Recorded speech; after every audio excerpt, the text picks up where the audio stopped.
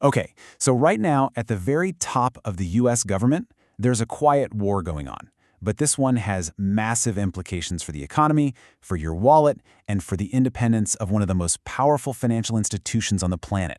We're going to break down this growing fight between the Federal Reserve and the Department of Justice. This isn't just some theoretical question, it's happening as we speak. And the answer? Well, it involves a stalled leadership transition, a pretty furious judge, and literally billions of dollars pulling out of the stock market. So what on earth is going on here? Here's the most crucial takeaway. This fight is not just political theater. It's a direct challenge to the Fed's ability to operate on its own, and that challenge is injecting a huge dose of uncertainty into an economy that's already kind of fragile. To really understand the chaos, we have to start with the legal bombshell that basically lit the fuse on this whole situation. Now, what's really wild here is the language. A federal judge didn't just block a DOJ subpoena against the Fed Chair Jerome Powell. They used incredibly strong words, calling the whole thing an improper harassment campaign. I mean, that is a rare and really powerful slam from the courts. So you've got two totally different stories here. The Department of Justice says, hey, we're just doing our job, conducting a necessary criminal probe, and we're appealing the decision. But the court's ruling, it suggests a completely different motive, that this is all a political pressure campaign, an attempt to bully the Fed into cutting interest rates. And a legal fight like this never stays in the courtroom for long. It has now officially spilled over into the political world, and it's creating a dangerous gridlock right at the top of the Federal Reserve. This lays out the domino effect perfectly. So, step one, a new Fed chair gets nominated.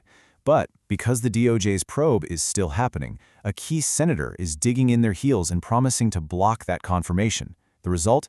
The current chair, Jerome Powell, might be forced to stay on well past his term, which creates this lame duck leadership crisis. He's still in power, but his political authority is seriously weakened. And this leadership vacuum could not be happening at a worse time. The wider economy is flashing some pretty serious warning signs, and it's leaving the Fed trapped between a rock and a hard place. First, let's look at energy costs.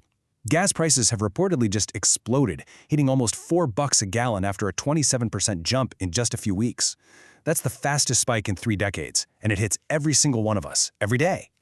And second, it's not just us feeling the pinch at the pump. The Producer Price Index, which is a fancy way of saying what it costs businesses to make things, just posted its biggest jump in a year. That's a huge sign that higher prices could be coming our way soon, as inflation starts to bubble back up. And yet, here's the twist. While prices are going up, the job market is weakening. The economy reportedly lost 92,000 jobs in February. That signals a major cool down. This is the exact opposite of what you want to see. Rising prices and fewer jobs. It's a classic stagflation scare. So the Fed is completely trapped. If they cut interest rates to help the job market, they risk making inflation even worse. But if they keep rates high to fight inflation, they could crush the job market. Because of this dilemma, any hope for rate cuts this summer has pretty much disappeared. So, when you're faced with political paralysis at the Fed and a super confusing economic picture, investors start asking, where should the money go? And the data suggests a massive shift is happening right now. Let's start with the traditional stock market. An incredible $2 trillion, that's trillion with a T, has reportedly been wiped from the value of the S&P 500. That is a huge sign of investor anxiety. So if all that money is leaving stocks, where is it going? Well, the data seems to point to a rotation into digital assets. While the S&P 500 was dropping, Bitcoin was reportedly trading above $74,000, and Ethereum jumped 20% in just a matter of days. This quote from Paul Grewal over at Coinbase really captures the mood perfectly. The argument here is that when the old-school financial system seems to be breaking down under political and economic pressure, investors aren't just going to sit around and wait for things to get fixed.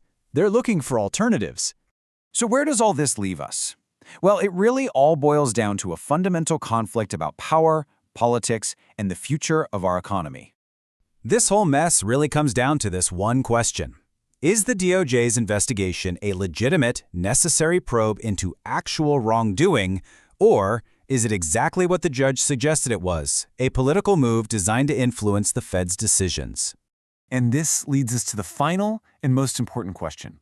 This whole conflict forces us to ask what it even means for a central bank to be truly independent in a world that's so politically divided Is that even possible anymore? And what happens to our economy if it's not? That is the multi-trillion-dollar question at the heart of this entire saga.